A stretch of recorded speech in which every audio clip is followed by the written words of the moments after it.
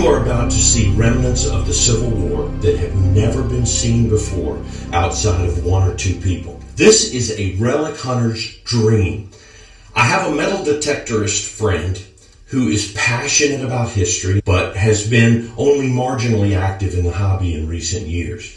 The old gentleman who got him started in relic hunting was himself among the earliest machine detectorists in Virginia. He started in the 1960s, and he spent the next 5 decades amassing a collection of Civil War relics. 6 months ago, that old hunter passed away, and he left his entire collection to my friend. The collection has been literally hidden away behind reinforced steel doors for 50 years, and you are about to be among the first people to ever see it. It is unpublished, undocumented, and unseen. It contains complete artillery shells and cannonballs, buttons, spurs, coins, and of course thousands of bullets. Both dug and non-dug, muskets, swords, buckles, cartridge boxes, bayonets, and pieces of uniform. My friend has me along because he's asked me to help him identify just what he has, and then to catalog his new collection, and then help transport the relics to a safer and more secure location. I'm telling you, for me, this is a once-in-a-lifetime opportunity. And I'm not kidding you when I say I feel like I'm about to break the seal and explore King Tut's tomb. My digging partner and friend, Mud Duck, is here with me to help in this task. My plan is to make this an ongoing series on this channel. I can't see us being able to go through this collection in less than 2, 3, maybe even 4 videos. And I believe that you're going to be mesmerized as we peel back the layers of this early collection. Behind me and up those stairs lies a steel door, and beyond it rests a collection assembled by a history scholar, a man who kept immaculate records and notes, who treasured Virginia history, and who carefully guarded the secret of that room behind that steel door. Hold on to your hat.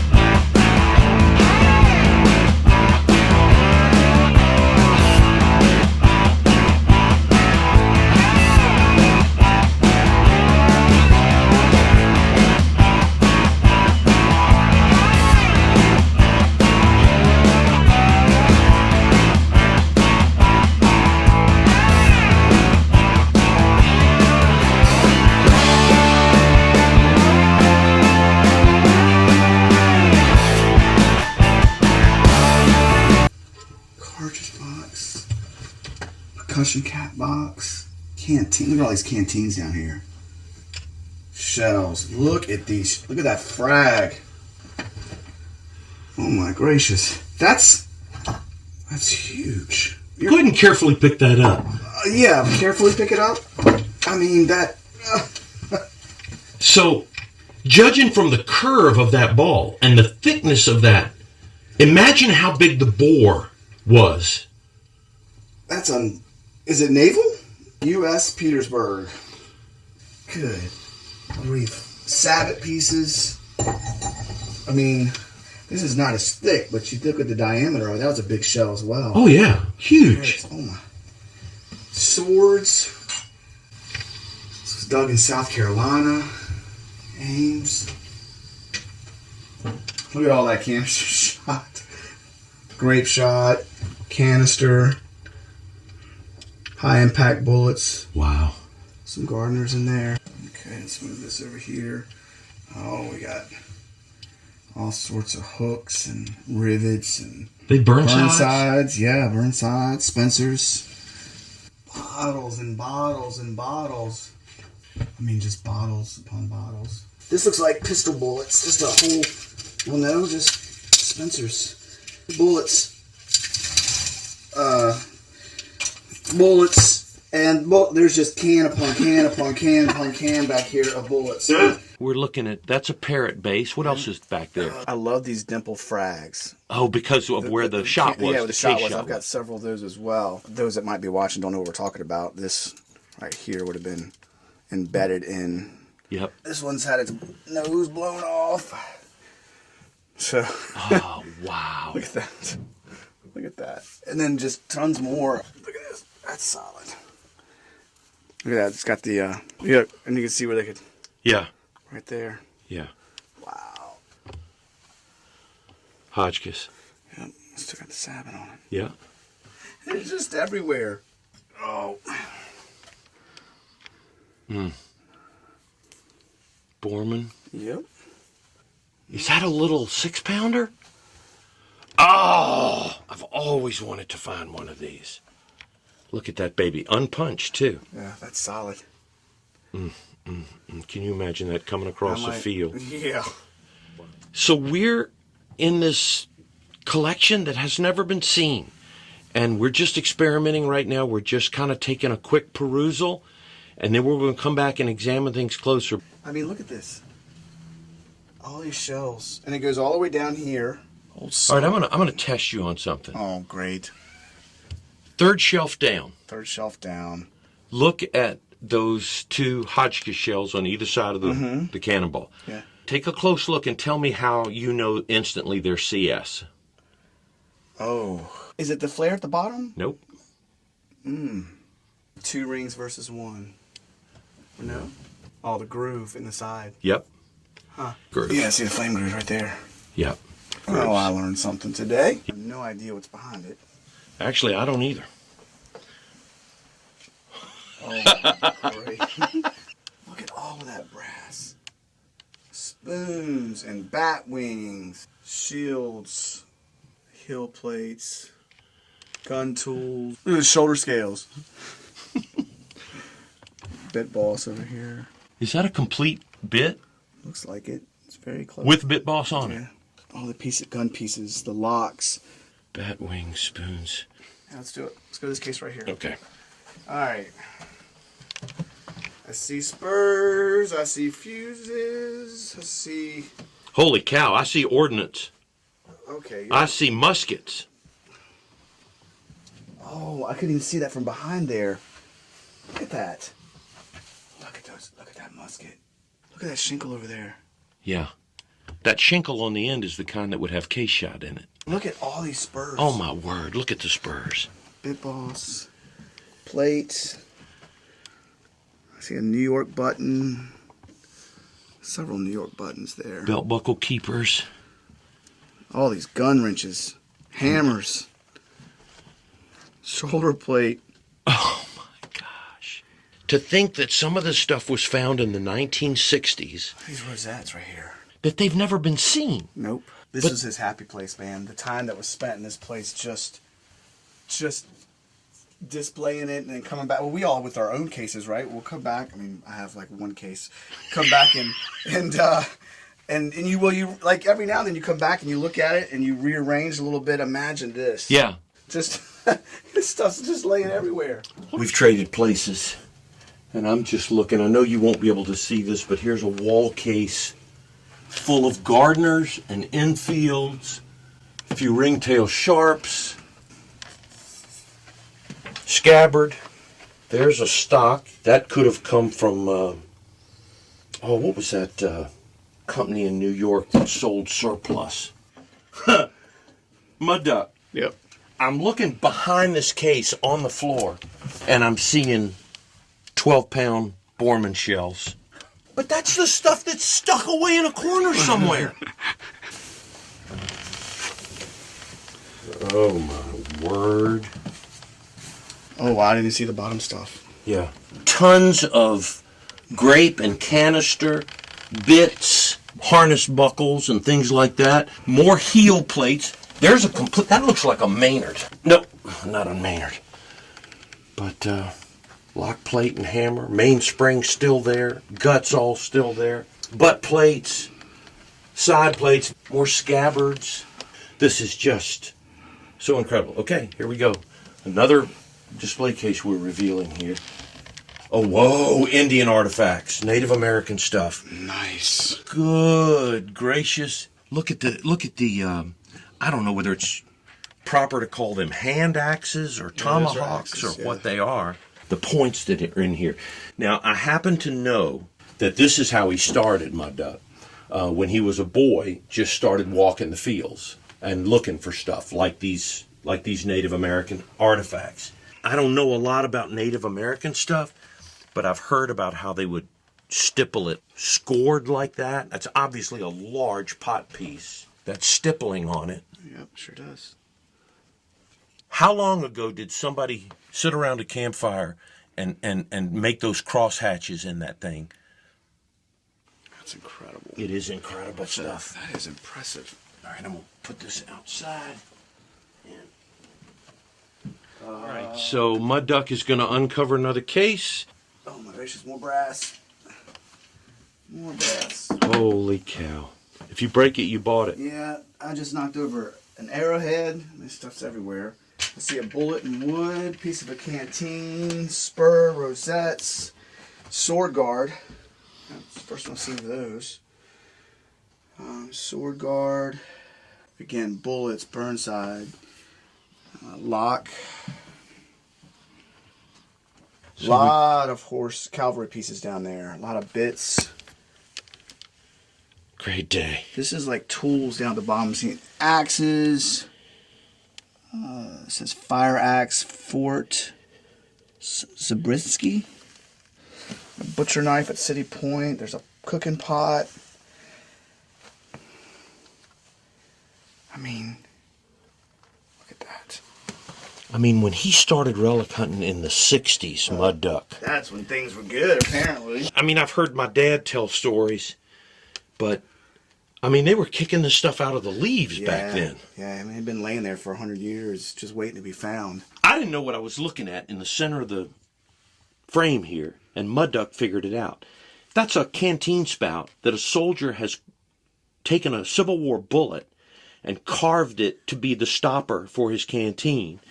Nothing like a lead stopper for your drinking water. Yeah. Yeah, that's healthy. Yeah. This would be a good time to tell our viewers that there is plenty of stuff that is no longer in this room that we will see in future episodes of the Battlefield Walker. But we have to go to their new secure location to view them. Non-dug muskets, I'm talking swords, I'm talking some very rare plates. Here we go. Uncover.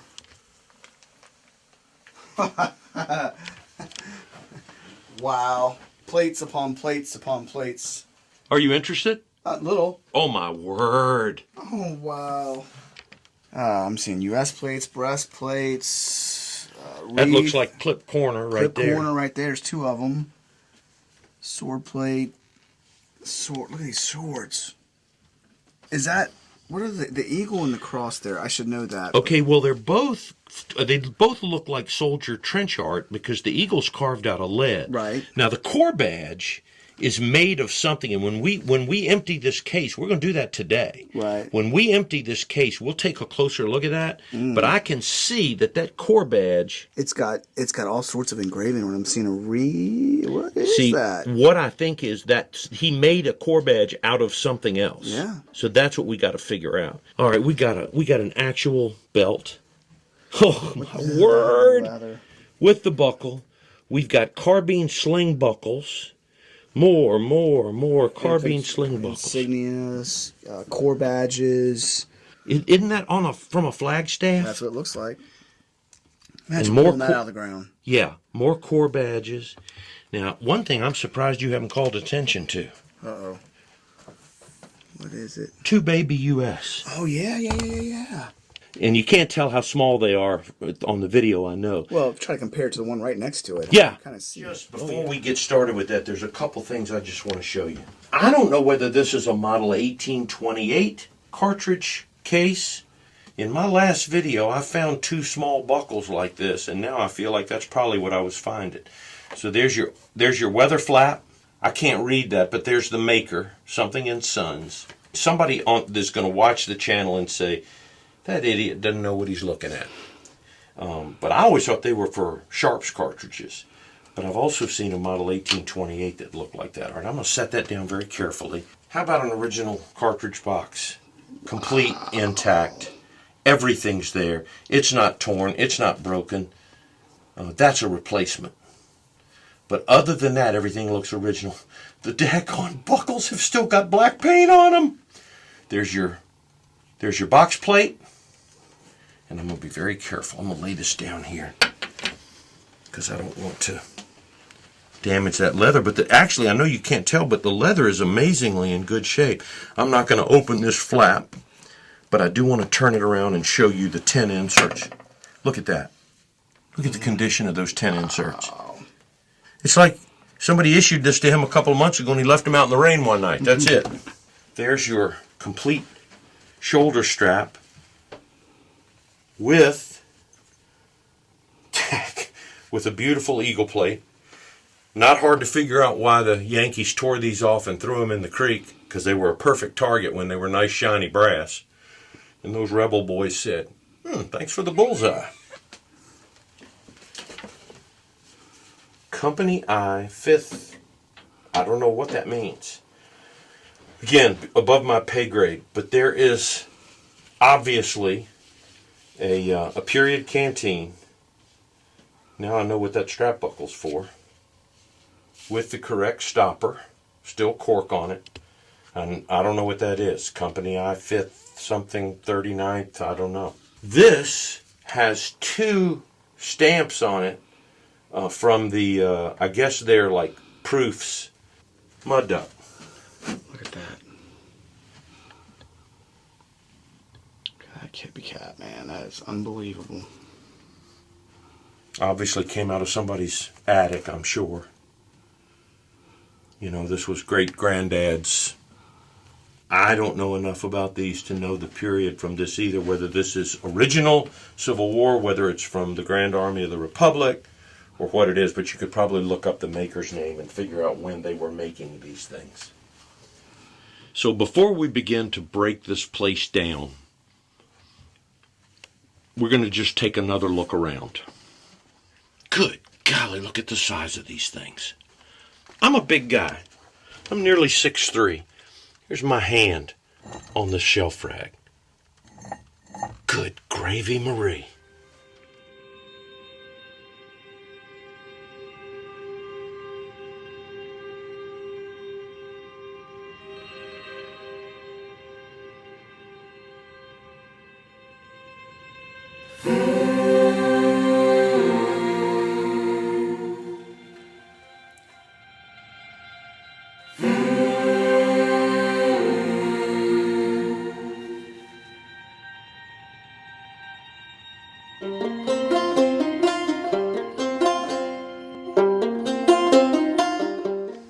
You couldn't start metal detecting, relic hunting today, and you could hunt for the next, you would hunt for the rest of your life. You would never have anything close to this. No.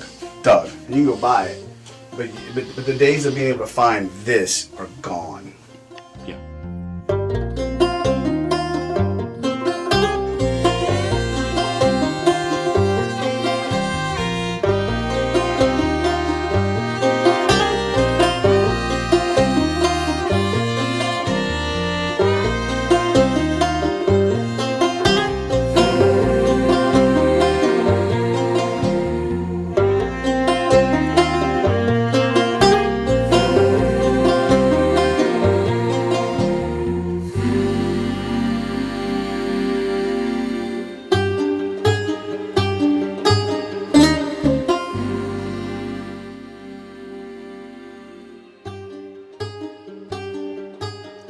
I really hope you enjoyed watching this video as much as Mud Duck and I enjoyed making it.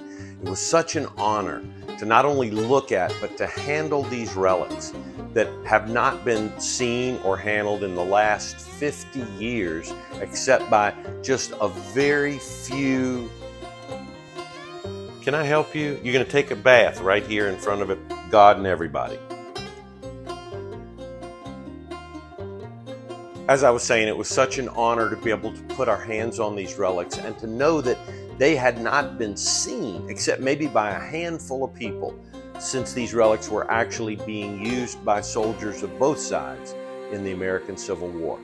Next week, we'll post a video of Mud Duck and I beginning to deconstruct the room. We'll simply be removing the relics from the cases, preparing them for transport to their new home. And that's going to give us a chance to pause and take a look at some of the specific relics that we sort of just glossed over in this video. I hope you'll join us for that. I hope you'll subscribe to the Battlefield Walker channel. And more importantly, I'd love to have you comment. This is such an unusual video. So I'd love to hear what you think. I'd love to hear what caught your eye specifically in the video. A little bit further down the line, we'll show a third video. We're talking Civil War rifles, muskets, swords, buttons from nearly every state in the Union and in the Confederacy, and some very rare plates. Until we can do that, I'm the Battlefield Walker. Remember to be good, say your prayers.